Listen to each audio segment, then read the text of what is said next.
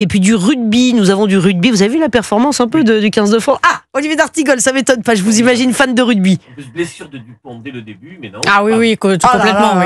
Incroyable, vous regardez un petit peu le rugby, Sarah c'était Salman. juste pour dire quelque chose. Ah oui, d'accord, je comprends, faites comme moi, parce que moi j'y connais rien du tout, j'admire les performances, je salue les performances du 15 de France. Sarah est en capacité de réagir suite à ce qu'a dit le dernier chroniqueur, mais sans avoir de lien direct à cette actualité. C'est une technique. En cette journée de la C'est femme, une technique. oui. En cette journée de la femme, j'aimerais que vous revoyiez votre attitude qui est particulièrement déplaisante. Je vais m'amender. Attention, parce que Sarah Salman est très très forte, hein, Olivier d'Artigol. Oui, mais il fait ça, vous voyez, Je sais. même ce pas jour dans sa poche. Hein.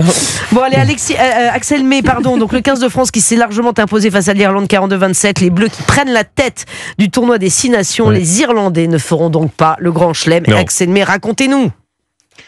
Qu'est-ce que je vais vous raconter? Bonsoir d'abord. Bonsoir. Ce que j'ai envie de vous dire, et ce que je vais vous dire, c'est que les Français, en gagnant en Irlande, ce qui est toujours très compliqué, et puis avec la manière, 42 points, jamais ils n'avaient inscrit autant de points à Dublin, et bien les Français se sont replacés dans la course à la victoire finale. Ils sont, vous l'avez dit, désormais en tête, et ils peuvent sereinement envisager la dernière rencontre qui aura lieu samedi prochain en Écosse, au Stade de France. Donc là, c'est la victoire que l'on retient. Ensuite, on va retenir aussi Damien Penaud qui a inscrit son 38e essai, c'était le dernier des 5 essais français, et en inscrivant son 38e essai, l'ailier bordelais a égalé le record d'essais sous le maillot bleu que détenait depuis les années 90 Serge Blanco. C'est dire à quel point cette performance est remarquable. Vous allez me dire, mais tout est fantastique. Eh bien non, car il y a un bémol, un gros bémol. C'est à la demi-heure de jeu lorsqu'Antoine Dupont est sorti sur blessure. Son genou a été victime d'une immense torsion lorsque